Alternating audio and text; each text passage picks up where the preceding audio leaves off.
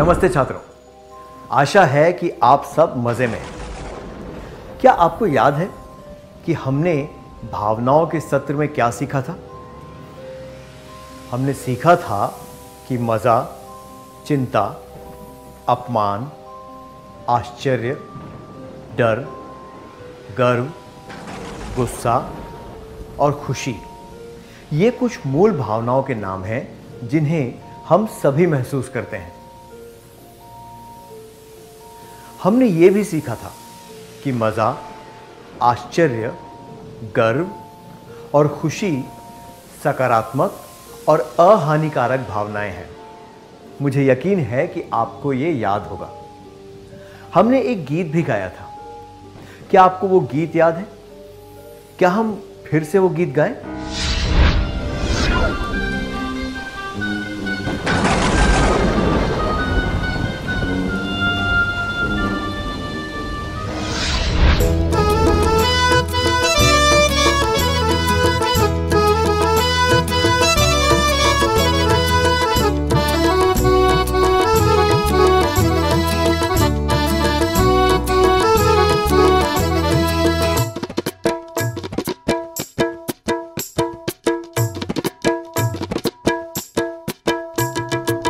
शाखा देख लता को जैसे जगे भावना, मिलन की जगे भावना, हमको जगे भावना।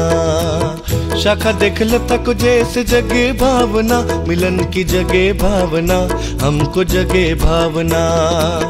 खुशी देख खुश होना, खुश बस जाए, खुशी बस जाए, मन में खुशी बस जाए।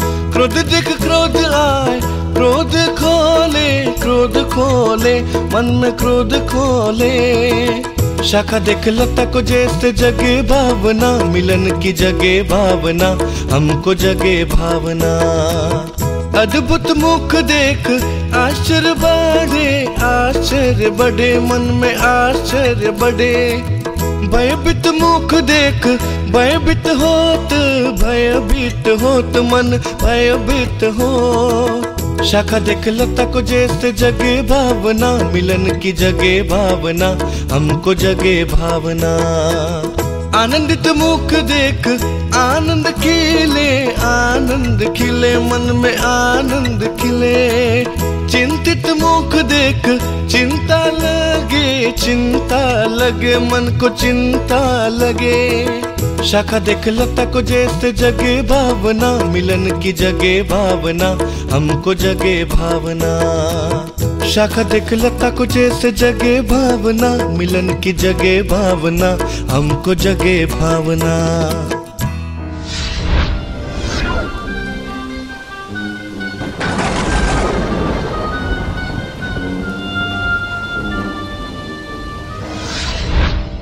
आप सबने बहुत अच्छा गाया।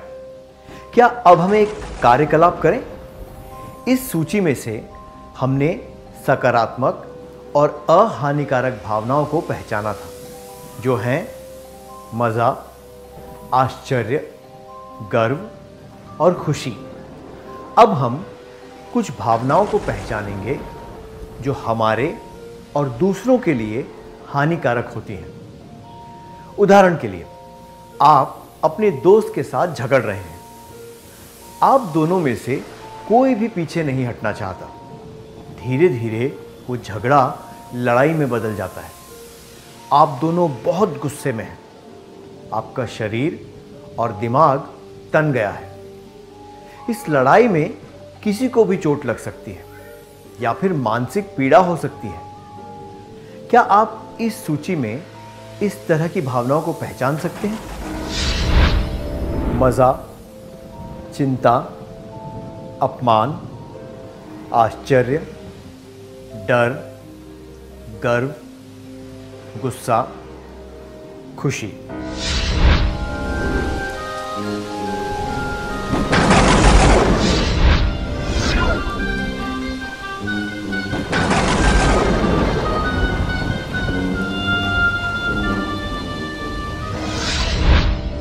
सही बताया। चिंता, अपमान, डर और गुस्सा हमारे और दूसरों के लिए हानिकारक होते हैं। अगर हम इन भावनाओं को उचित तरीके से नियंत्रित नहीं करें तो इनके हानिकारक परिणाम हो सकते हैं। इसलिए हमें इन भावनाओं को बहुत ही ध्यान से संभालना पड़ता है। क्या हम इन सब भावनाओं के बारे में और जानें? सबसे पहले गुस्से के बारे में बात करते हैं। क्या आपको गुस्सा आता है? मुझे यकीन है कि आपको कई बार गुस्सा आया होगा, है ना? क्या आप में से 2 छात्र स्वेच्छा से यहां आकर गुस्सा करके दिखाएंगे? मैं आपको एक परिस्थिति देता हूं। आपका दोस्त आपसे वो गेंद मांगता है जिससे आप खेल रहे हैं। आप उसे वो गेंद तुरंत नहीं देते हैं। तब वो आपसे जबरदस्ती गेंद छीनने की कोशिश करता है और आपको गुस्सा आ जाता है।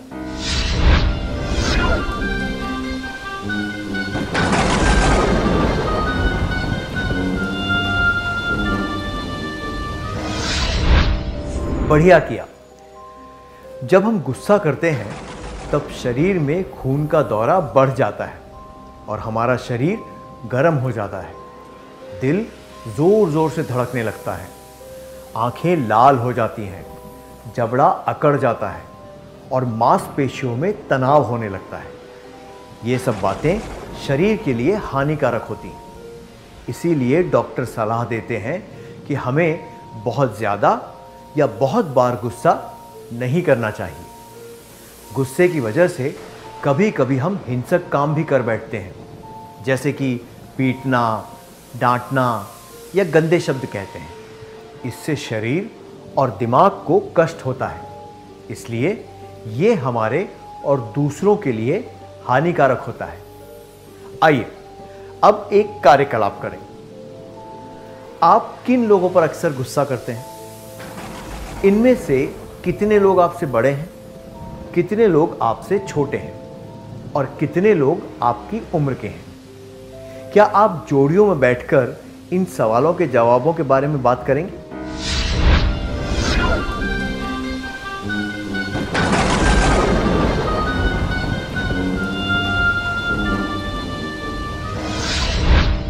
इन सवालों के जवाब बताने के लिए शुक्रिया।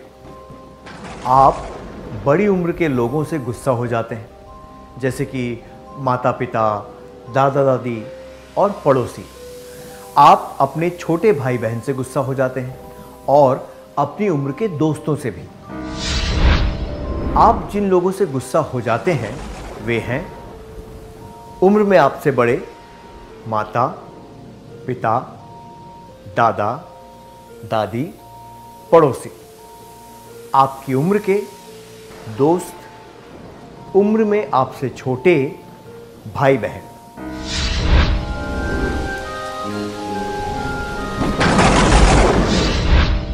क्या आप में से कुछ लोग बता सकते हैं कि आप अपने से बड़ी उम्र के लोगों पर, अपनी उम्र के लोगों पर और अपने से छोटी उम्र के लोगों पर गुस्सा कैसे करते हैं?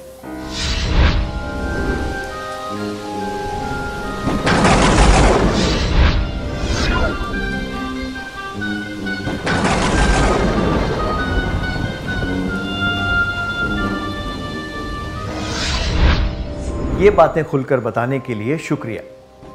क्या हम देखें कि आप गुस्सा किस तरह करते हैं? जब आप बड़ों पर गुस्सा होते हैं तब आप चीज़ें फेंकते हैं या फिर तोड़ देते हैं, दरवाज़ा पटकते हैं, रोते हैं, चिल्लाते हैं, ज़ोर से बोलते हैं या फिर वहाँ से चले जाते हैं। जब आप अपने भाई बहन या अपनी उम्र के लोगों के साथ गुस्सा होते हैं तब आप अपना हाथ उठाते हैं, आप उन्हें चोट पहुंचाते हैं या फिर पीटते हैं। आप उन पर चीखते चिल्लाते हैं और उनके साथ झगड़ते भी हैं। आप बड़ों पर अपना गुस्सा दिखाने के लिए चीज़ें फेंकते हैं या फिर तोड़ देते हैं, दरवाज़ा पटकते हैं, रोते हैं, चिल्लाते हैं, ज़ोर से बोलते हैं या फिर वहाँ से चले जाते हैं।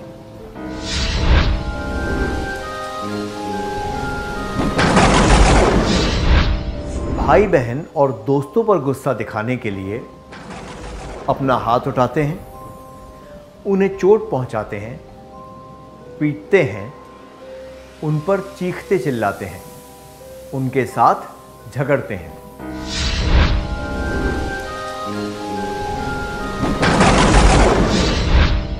आप दोस्तों और छोटी उम्र के लोगों पर गुस्सा दिखाने के लिए उन्हें चोट पहुंचाते हैं या फिर पीटते हैं।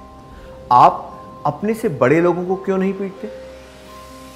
क्योंकि आप डरते हैं कि बदले में वे भी आपको पीट सकते हैं। इसीलिए आप अपना गुस्सा उन पर निकालते हैं जो बदले में आपको नहीं पीट सकते। ये तो सच्ची बहादुरी नहीं हुई। सच्ची बहादुरी इसमें है कि बहुत ज़्यादा गुस्सा आने पर भी अपने गुस्से को काबू में रखना। गुस्सा आने पर अपने आप को संभालना बहुत मुश्किल होता है, पर जो लोग ऐसा कर पाते हैं वो सच में बहुत बहादुर होते हैं। किसी को पीट कर अपना गुस्सा दिखाना सही नहीं होता है। ऐसा करने से हम मुसीबत में पड़ सकते हैं। उसी तरह चीज़ें फेंकना, दरवाज़ा पटकना, रोना, चिल्लाना, ये सब बातें अस्वीकार्य होती हैं। किसी पर हाथ उठाना या लड़ाई करना अनुचित होता है। मैं फिर से कहता हूँ, गुस्सा दिखाने के लिए चीज़ें फेंकना, दरवाज़ा पटकना, रोना, चिल्लाना, दूसरों पर हाथ उठाना, ऊंची आवाज़ में बोलना, पीटना या लड़ाई करना, ये सब बातें अस्वीकार्य होती हैं। आइए साथ में कहें, गुस्सा दिखाने के लिए चीज़ें फेंकना, दरवाज़ा पटकना, रोना, चिल्लाना, दूसरों पर हाथ उठाना, ऊंची आवाज़ में बोलना, पीटना या लड़ाई करना, ये सब बातें अस्वीकार्य होती हैं। तो फिर हमें गुस्से पर काबू कैसे करना चाहिए? सभी हानिकारक भावनाओं में से जो भावना बहुत आसानी से व्यक्त हो जाती है वो है गुस्सा। गुस्सा सबसे खतरनाक भी है। गुस्से की वजह से हम चीज़ें तोड़ते हैं और किसी को पीटते हैं। इसलिए अगली बार जब गुस्सा आए तब हमें अपने हाथ पीछे रखकर उन्हें कस लेना चाहिए और हो सके तो वहाँ से चले जाना चाहिए।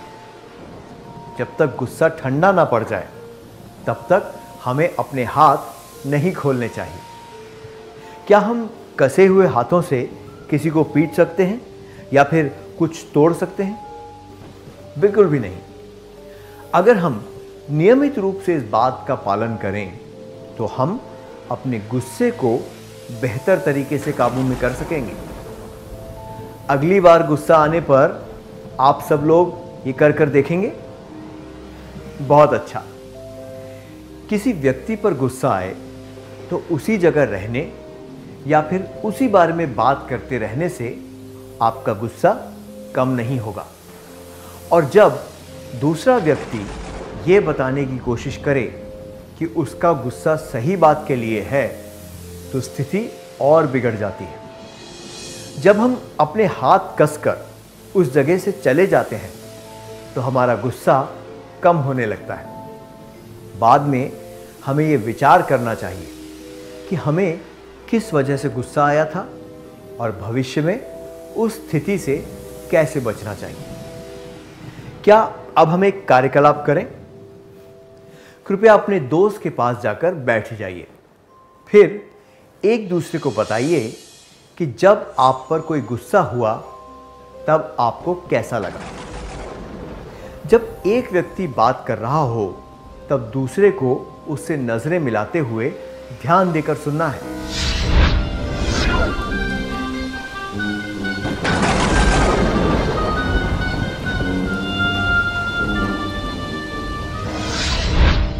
अपने अनुभव बताने के लिए धन्यवाद। अब से आप अपने गुस्से को काबू में कैसे रखेंगे? जब आप गुस्से में हो तब अपने हाथ पीछे रखकर उन्हें कस लें और उस जगह से चले जाएं। गुस्सा ठंडा होने पर यह विचार करें कि आपको किस वजह से गुस्सा आया था। भविष्य में ऐसे कारणों से बचने की कोशिश करें जिनकी वजह से आपको गुस्सा आता है। फिर से कहिए, जब आप गुस्से में हो तब अपने हाथ पीछे रखकर उन्हें कस लें और उस जगह से चले जाएं। गुस्सा ठंडा होने पर यह विचार करें कि आपको किस वजह से गुस्सा आया था। भविष्य में ऐसे कारणों से बचने की कोशिश करें जिनकी वजह से आपको गुस्सा आता है।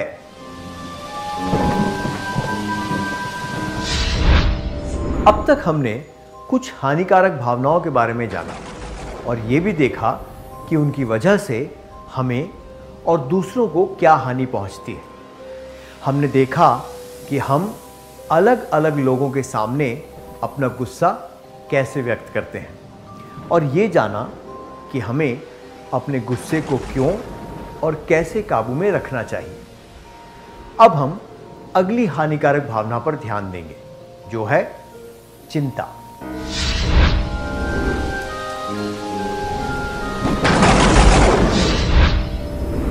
क्या आपको कभी किसी बात की चिंता हुई है? कई बार हुई है। तो क्या आप में से 2 छात्र यहां पर एक दृश्य का अभिनय करके दिखा सकते हैं? मैं आपको परिस्थिति देता हूं। कल आपकी परीक्षा है और आपने पूरी तैयारी नहीं की है। क्या आप अपने दोस्त से बात करते हुए अपनी चिंता जाहिर कर सकते हैं?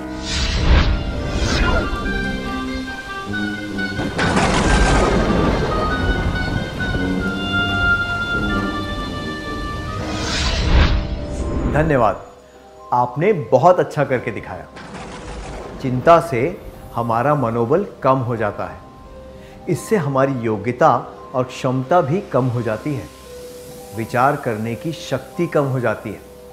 इस वजह से हम कोई भी काम ठीक से नहीं कर पाते। उदाहरण के लिए, ऐसी बातें करना, मैं कितनी भी कोशिश कर लूं, मुझे ये पाठ समझ में नहीं आएगा, या क्या पता मुझे मेरी पसंद का बल्ला कब मिलेगा। चिंता का संकेत है। क्या आप जोड़ियां बनाकर एक दूसरे को अपनी कुछ विशेष चिंताओं के बारे में बता सकते हैं?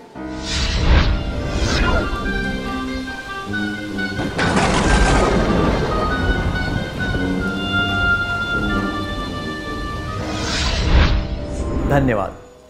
क्या हम उन परिस्थितियों के बारे में जानें जिनकी वजह से आपको चिंता होती है? जब कोई व्यक्ति आपसे बात नहीं करता है, आपको डांटता है या फिर आप पर ध्यान नहीं देता है, तो आपको चिंता होती है कि वो ऐसा क्यों कर रहा है। दूसरे शब्दों में कहें तो जब कोई बोलकर या किसी अन्य तरीके से आपको अपमानित करता है, तो आपको चिंता होती है। जब आपकी कोई चीज़ खो जाती है या फिर किसी व्यक्ति से संपर्क नहीं हो पाता है, तो आपको चिंता होती है कि ऐसा क्यों हुआ। कल्पना कीजिए कि आपको पिछली परीक्षा में 60% अंक मिले थे। अगर इस बार आपको 50% मिले तो आपको चिंता होगी कि अंक कम क्यों हो गए, जबकि आपने ठीक से परीक्षा दी थी। तो अगर कोई स्थिति पहले से बुरी हो जाए तो हमें चिंता होती है।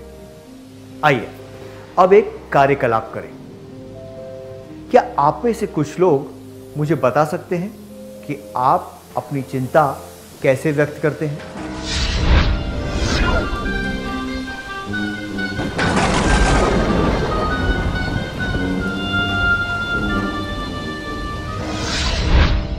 धन्यवाद। आमतौर पर हम अपनी चिंता को दूर करने के लिए रोते या उदास होते हैं। कभी कभी हम बहुत ज़्यादा चिंतित हो जाते हैं। रोने या उदासीन होने से हमारा दुख कम होता है, पर जो चिंता हमारे अंदर घर लेती है वो धीरे धीरे एक हवा के गुब्बारे की तरह बढ़ने लगती है। चिंता अगर बहुत ज़्यादा बढ़ जाए तो विस्फोट हो सकता है, ठीक उसी तरह जैसे ज़रूरत से ज़्यादा हवा भरने पर कोई गुब्बारा फट जाता है। ऐसा होने पर बहुत बुरे परिणाम होते हैं और हानि भी पहुंचती है। उदाहरण के लिए, आपके दोस्त ने आपको डांटा, आपको बहुत बुरा लगा, पर आपने ये बात किसी को नहीं बताई। आपके दिमाग में वही बात बार बार घूम रही है।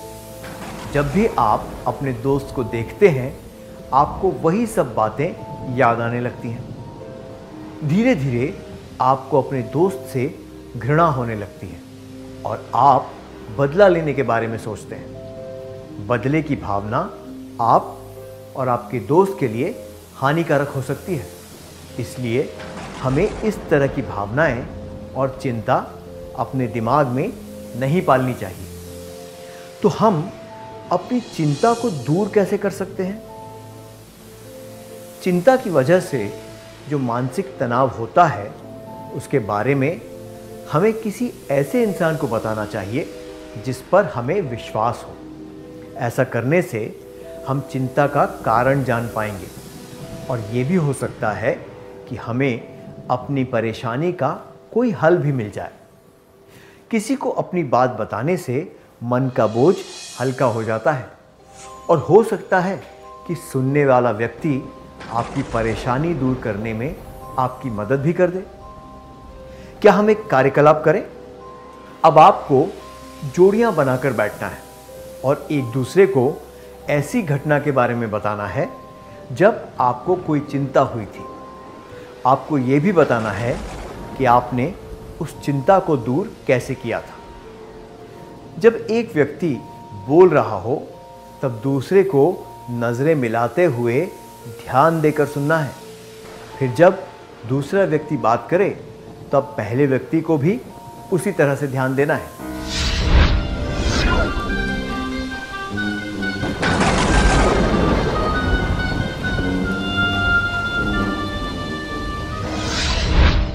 अपने अनुभव बताने के लिए शुक्रिया। जब आपको कोई चिंता सता रही हो तब क्या करना चाहिए? हमें अपनी चिंता के बारे में ऐसे व्यक्ति को बताना चाहिए जिस पर हमें विश्वास हो। फिर से कहिए, हमें अपनी चिंता के बारे में ऐसे व्यक्ति को बताना चाहिए जिस पर हमें विश्वास हो। क्या हम आज के सत्र में सीखी हुई बातों का सार संक्षेप कर लें?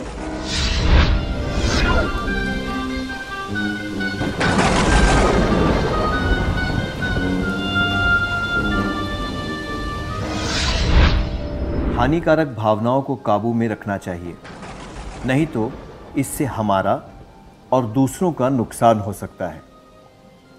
कुछ हानिकारक भावनाएं गुस्सा, चिंता, अपमान और डर।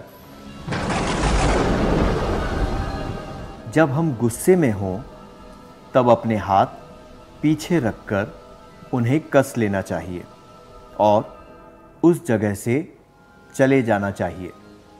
ऐसा करने से हम गुस्से पर काबू पा सकेंगे। गुस्सा ठंडा होने पर यह विचार करना चाहिए कि हम किस वजह से गुस्सा हुए थे। भविष्य में ऐसे कारणों से बचने की कोशिश करनी चाहिए जिनकी वजह से हमें गुस्सा आता है। हमें अपनी चिंता के बारे में ऐसे व्यक्ति को बताना चाहिए जिस पर हमें विश्वास हो। नमस्कार। हमारा देश और पूरा विश्व आज कोविड-19 की चुनौती का सामना कर रहा है। कोविड-19 अभी खत्म नहीं हुआ है। ऐसे में हमारा फर्ज है कि हम सतर्क रहें। इसलिए जब तक दवाई नहीं तब तक कोई ढिलाई नहीं। कोरोना से बचाव के लिए जरूरी है नियमित रूप से हाथ धोना, मास्क पहनना और आपस में उचित दूरी बनाए रखना। याद रखिए, 2 गज दूरी, मास्क है जरूरी। खांसी, बुखार या सांस लेने में कठिनाई होने पर हेल्पलाइन नंबर 1075 पर संपर्क करें।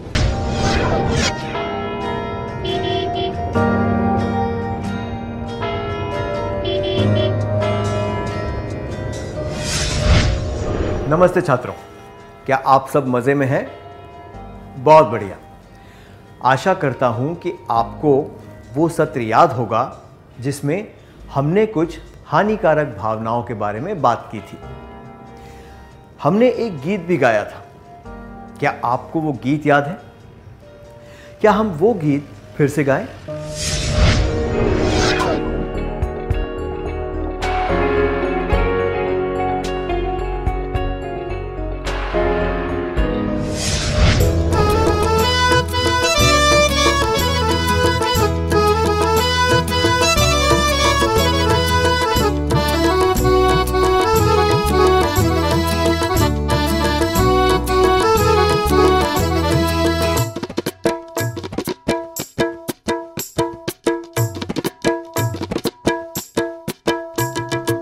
शाखा देख लता को जैसे जगे भावना, मिलन की जगे भावना, हमको जगे भावना।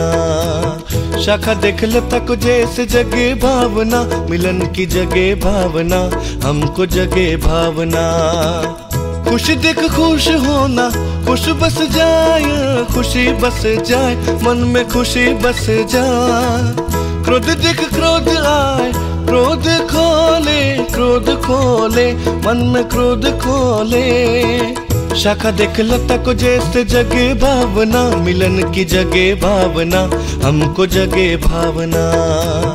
अद्भुत मुख देख आश्चर्य बढ़े, आश्चर्य बढ़े, मन में आश्चर्य बढ़े। भयभीत मुख देख भयभीत होत, भयभीत होत, मन भयभीत हो। शाखा देख लता को जैसे जगे भावना, मिलन की जगे भावना, हमको जगे भावना। आनंदित मुख देख आनंद खिले, आनंद खिले, मन में आनंद खिले। चिंतित मुख देख चिंता लगे, चिंता लगे, मन को चिंता लगे। शाखा देख लता को जैसे जगे भावना, मिलन की जगे भावना, हमको जगे भावना। शाखा देख लता को जैसे जगे भावना, मिलन की जगे भावना, हमको जगे भावना।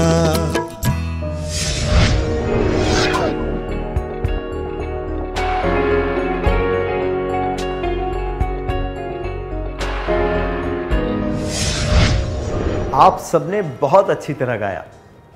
हमने सीखा था कि मज़ा, चिंता, अपमान, आश्चर्य, डर, गर्व, गुस्सा और खुशी ये कुछ मूल भावनाओं के नाम हैं जिन्हें सभी लोग महसूस करते हैं।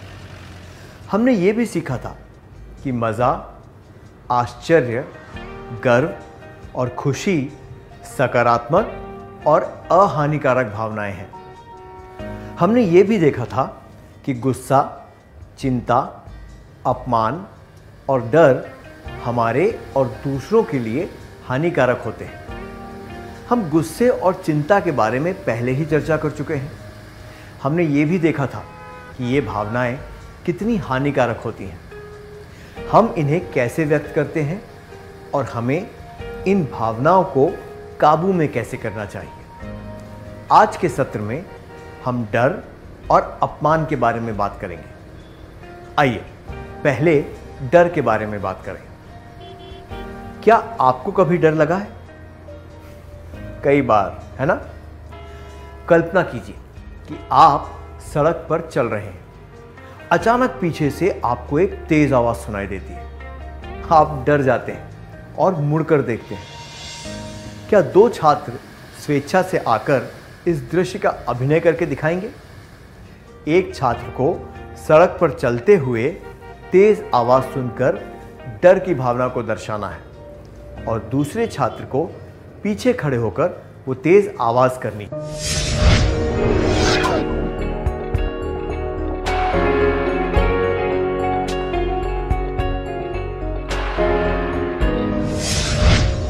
आपने बढ़िया किया, धन्यवाद। जब हम डरे हुए होते हैं तब हमारे दिल की धड़कनें बढ़ जाती हैं, शरीर में गर्मी आ जाती है, पसीना आने लगता है, शरीर कांपने लगता है, मुंह सूख जाता है और सोचने की शक्ति कम हो जाती है। हम कोई गलत निर्णय ले लेते हैं या फिर कोई गलती कर बैठते हैं। इसकी वजह से हमें कष्ट होता है और दुख उठाना पड़ता है। कई बार हमारे व्यवहार की वजह से दूसरों को भी परेशानी होती है। क्या अब हम एक कार्यकलाप करें? आपको किन परिस्थितियों में डर लगा है? क्या जोड़ियां बनाकर एक दूसरे को इस बारे में बता सकते हैं?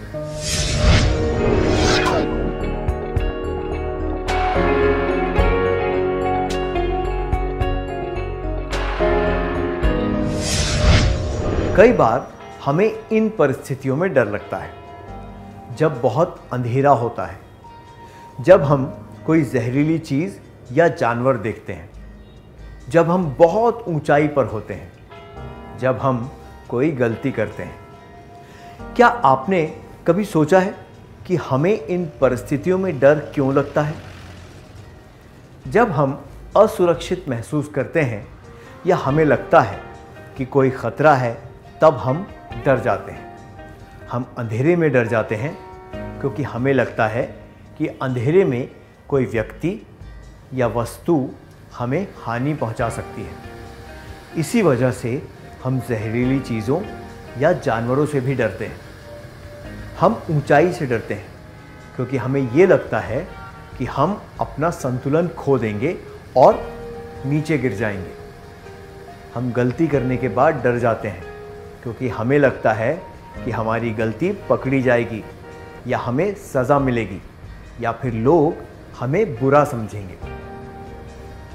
अब डर का सामना कैसे करते हैं? आपने अपने दोस्त को बताया था कि आपको किन बातों से डर लगता है। क्या अब आप में से कुछ छात्र कक्षा के सामने बताएंगे कि आपने उस डर का सामना कैसे किया था?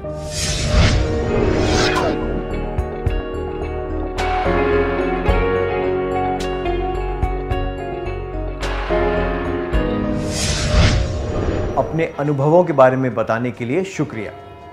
क्या अब हम देखें कि हम किस तरह से डर का सामना कर सकते हैं? जब हमें लगता है कि कोई चीज़ या बात हमें हानि पहुंचा सकती है, तो हम डर जाते हैं। हमें ये लगने लगता है कि हमें किसी भी तरह की हानि नहीं पहुंचनी चाहिए। इस तरह की भावना मन में आ जाए तो हम सामान्य रूप से काम नहीं कर पाते। इसलिए हमें अपने डर को दूर करना सीखना चाहिए। हमें खुद को संभालते हुए परिस्थिति को समझना चाहिए और उसके अनुसार कोई उचित कदम लेना चाहिए। उदाहरण के लिए, जब आपके हाथ में लालटेन या टॉर्च हो तो आपको अंधेरे में डर नहीं लगता। गाना गाने या सुनने से अकेलापन कम हो जाता है। जहाँ तक गलती पकड़े जाने का सवाल है, हम चाहे जितनी भी कोशिश कर लें, वो एक दिन सामने आ ही जाती है। गलती छुपाने से केवल परेशानी बढ़ती है। हमारे मन में हमेशा ये डर बना रहता है कि हम पकड़े जाएंगे, पर गलती मान लेने से डर चला जाता है। आपको जिन परिस्थितियों में डर लगता है, उनका सामना आप कैसे करेंगे? जब हमें डर लग रहा हो, तब बहुत ज़्यादा घबराना नहीं चाहिए, बल्कि स्थिति को समझते हुए अगले कदम के बारे में सोचना चाहिए और उसके अनुसार काम करना चाहिए। अगर हमने कोई गलती की हो तो हमें अपनी गलती मान लेनी चाहिए ताकि हम आगे की परेशानी से बच सकें और इस बात का डर भी न रहे कि हमारी गलती पकड़ी जाएगी।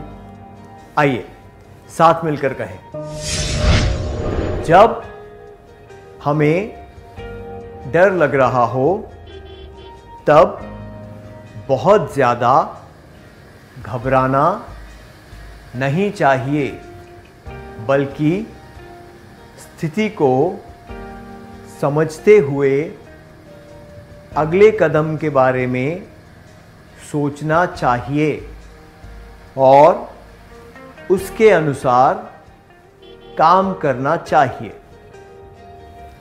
अगर हमने कोई गलती की हो तो हमें अपनी गलती मान लेनी चाहिए ताकि हम आगे की परेशानी से बच सकें और इस बात का डर भी न रहे कि हमारी गलती पकड़ी जाएगी।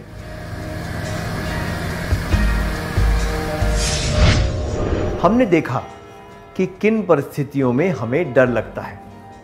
अब हम देखेंगे कि कोई हमें डराए तो हमें क्या करना चाहिए। क्या किसी ने आपको कभी डराया या धमकाया है? कभी तो ऐसा हुआ ही होगा, है ना? धमकियां दो तरह की होती हैं। आइए हम ये समझने के लिए एक परिस्थिति पर ध्यान दें। आप स्कूल देर से पहुंचे हैं। आपके शिक्षक ने आपको धमकाया है कि वो आपको सजा देंगे। आप क्या करेंगे? एक, मैं माफ़ी मांगूंगा या मांगूंगी और यह निश्चय कर लूंगा या कर लूंगी कि अब से स्कूल देर से नहीं आना है। दो, मैं घर वापस चली जाऊंगी या चला जाऊंगा और स्कूल जाना बंद कर दूंगी या बंद कर दूंगा।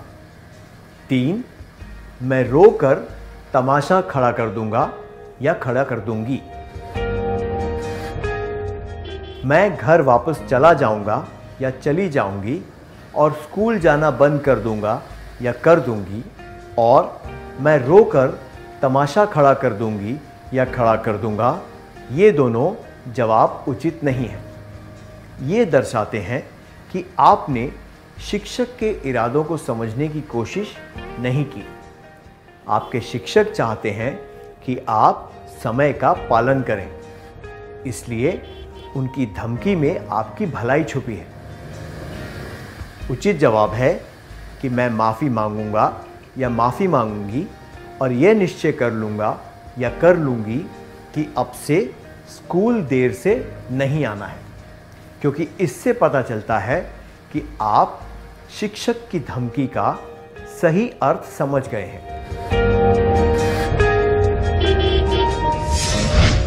कभी कभी हमारे माता पिता या हमारे शुभचिंतक हमारी भलाई के लिए हमें धमकाते हैं।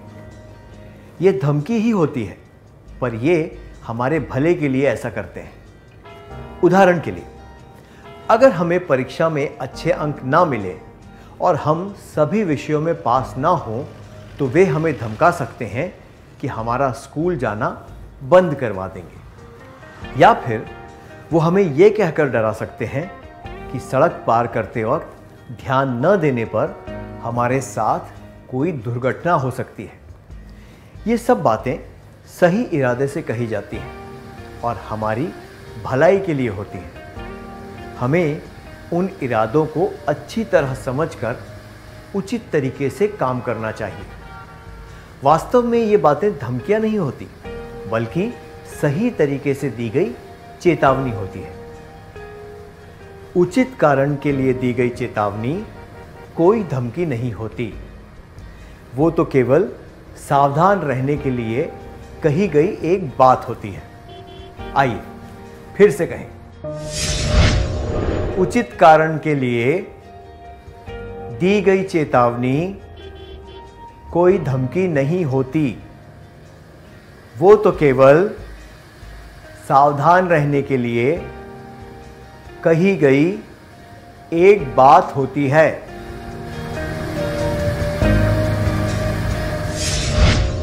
दूसरी तरह की धमकी हानि पहुंचाने के इरादे से दे दी जाती है। उदाहरण के लिए, अगर कोई कहे कि अगर तुमने ये बात किसी को बताई तो तुम्हारी खैर नहीं, तो ये बात तुरंत किसी ऐसे व्यक्ति को बतानी चाहिए जिस पर आप विश्वास करते हो। इसलिए जब कोई हमें हानि पहुंचाने वाली धमकी दे तो ये बात तुरंत किसी ऐसे व्यक्ति को बतानी चाहिए जिस पर हम विश्वास करते हो। आइए फिर से कहें, जब कोई हमें हानि पहुंचाने वाली धमकी दे तो ये बात तुरंत किसी ऐसे व्यक्ति को बतानी चाहिए जिस पर हम विश्वास करते हों। क्या कभी कभी डर जरूरी होता है या फिर हमें किसी भी बात का डर नहीं होना चाहिए? कुछ बातों में डर जरूरी होता है। किसी आपत्तिजनक या असामाजिक काम के संदर्भ में डर जरूरी होता है, जैसे कि झूठ बोलना, चोरी करना, बेईमानी करना इत्यादि। क्या हम अगली भावना के बारे में जानें जिस पर हमें ध्यान देने की जरूरत है? जब कोई व्यक्ति ऐसा कुछ कहता या करता है जिससे हमारे आत्मसम्मान को ठेस पहुंचे तो हम अपमानित महसूस करते हैं। उदाहरण के लिए, अगर आपके शिक्षक को आपको क्लास के बाकी छात्रों के सामने डांट दें और सारे छात्र आप पर हंसने लगें तो आप अपमानित महसूस करते हैं। जब हमें अपमानित किया जाता है तो हम अपने आप को तुच्छ महसूस करने लगते हैं। हमारा आत्मविश्वास कम हो जाता है, हमारा काम बेअसर हो जाता है, हमारी कोशिशें कम हो जाती हैं और विकास में बाधा पड़ जाती है। ये बातें उन सभी के लिए सत्य हैं जिन्हें अपमान सहना पड़ा हो। क्या अब हम एक कार्यकलाप करें? मैं चाहता हूं कि आप सब जोड़ियां बनाकर बैठें। क्या आप सब फटाफट अपने दोस्त के पास जाकर बैठ सकते हैं? अब एक दूसरे को ऐसे अनुभव के बारे में बताना है जब आपका अपमान हुआ था। आपका साथी आपसे नजरें मिलाते हुए आपकी बातें ध्यान से सुनेगा। जब आपकी बातें पूरी हो जाएं, तब आपको अपने साथी के अनुभवों के बारे में ध्यान से सुनना होगा।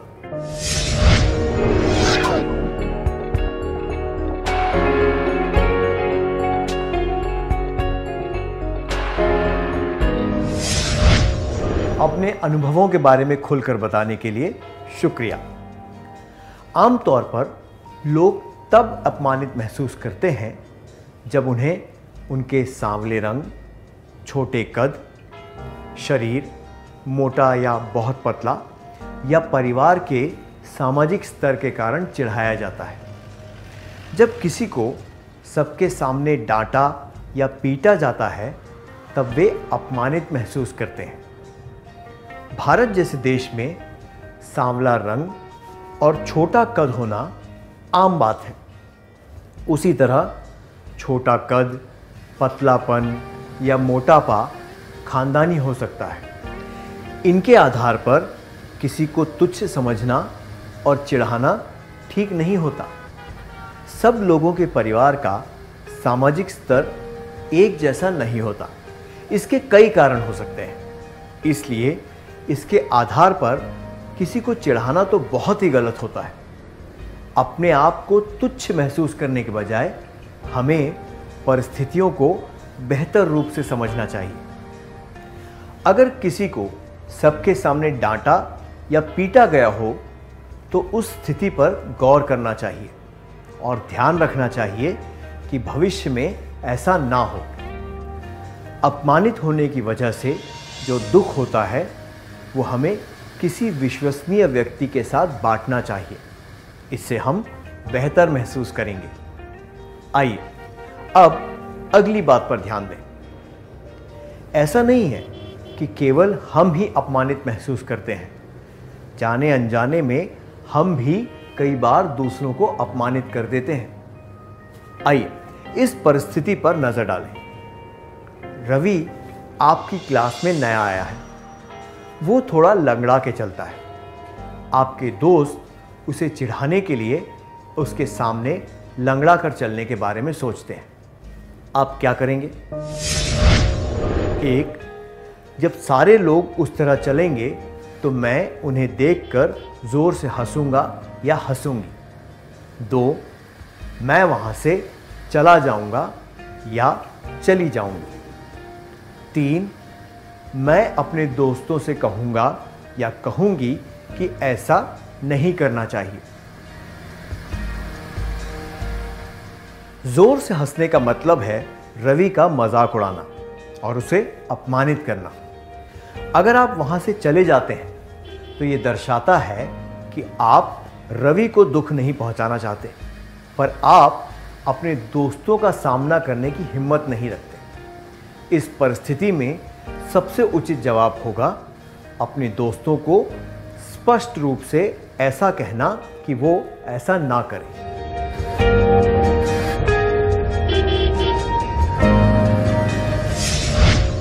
क्या अब हम एक कार्यकलाप करें? क्या आप अपने करीबी दोस्त को किसी ऐसी घटना के बारे में बताएंगे जब आपने किसी का अपमान किया हो? जब आप बात करें तब आपके दोस्त को आपसे नजरें मिलाते हुए ध्यान से आपकी बात सुननी है। फिर जब आपका दोस्त बात करे तब आप भी उसकी बात ध्यान से सुनेंगे।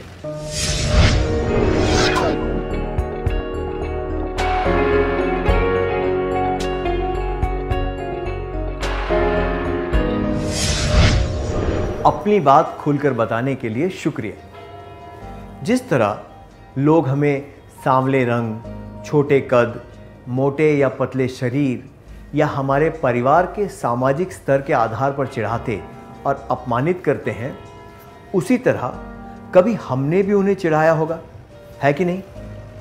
हमने गुस्से में आकर या बिना सोचे समझे ऐसा कर दिया होगा। पर किसी को चिढ़ाना कोई मजाक की बात नहीं होती। खेल और मजाक खुशी के लिए होने चाहिए, किसी को दुख पहुंचाने के लिए नहीं। उसी तरह गुस्सा करने का एक सही ढंग होना चाहिए। हमें सामने वाले व्यक्ति को ये बताना चाहिए कि हमारे गुस्से का कारण क्या है और ये ध्यान रखना चाहिए कि हम उसे ठेस ना पहुंचाएं। अगर हमारी बात से किसी को ठेस पहुंचती है तो फिर गुस्से का कारण बताने का कोई मतलब नहीं रह जाता। ठेस पहुंचाने वाली बात कहने से उस व्यक्ति को मानसिक पीड़ा पहुंच सकती है।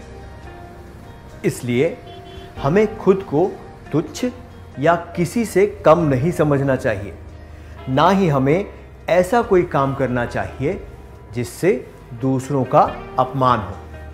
आइए फिर से कहें, हमें खुद को तुच्छ या किसी से कम नहीं समझना चाहिए, ना ही हमें ऐसा कोई काम करना चाहिए जिससे दूसरों का अपमान हो। क्या अब हम अगला कार्यकलाप करें? हमने सीखा था कि मजा, चिंता, अपमान, आश्चर्य, डर, गर्व, गुस्सा और खुशी, ये कुछ मूल भावनाओं के नाम हैं जिन्हें हम सभी महसूस करते हैं। हमने ये भी सीखा था कि हमारा चेहरा वो भावना दर्शा देता है जो हम महसूस कर रहे हैं। क्या ये संभव है कि केवल चेहरे को देखकर हम ये बता दें कि सामने वाला व्यक्ति क्या महसूस कर रहा है? आपको क्या लगता है कि ये संभव है? तो क्या हम इस बात को अभी जांच कर देखें? आपको एक के बाद एक कुछ चेहरे दिखाए जाएंगे, उसके साथ साथ कुछ भावनाओं के नाम भी दिखाए जाएंगे। क्या आप बता सकते हैं कि हर एक चेहरा कौन सी भावना दर्शा रहा है? मजा, चिंता, अपमान, आश्चर्य, डर, गर्व, गुस्सा, खुशी।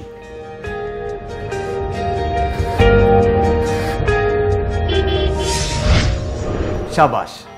चेहरों और भावनाओं के नामों को सही तरीके से मिलाने के लिए धन्यवाद। क्या अब हम आज के सत्र में सीखी बातों का सार संक्षेप कर लें?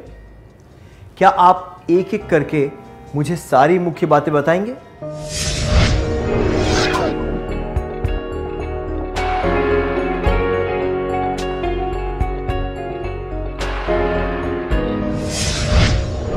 जब हमें डर लग रहा हो तब बहुत ज्यादा घबराना नहीं चाहिए, बल्कि स्थिति को समझते हुए अगले कदम के बारे में सोचना चाहिए और उसके अनुसार काम करना चाहिए। तो हमें अपनी गलती मान लेनी चाहिए ताकि हम आगे की परेशानी से बच सकें।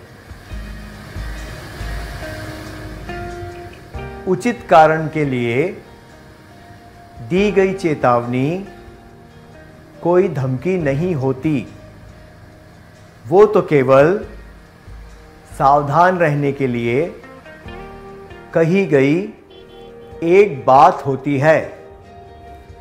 जब कोई हमें हानि पहुंचाने वाली धमकी दे तो ये बात तुरंत किसी ऐसे व्यक्ति को बतानी चाहिए जिस पर हम विश्वास करते हों।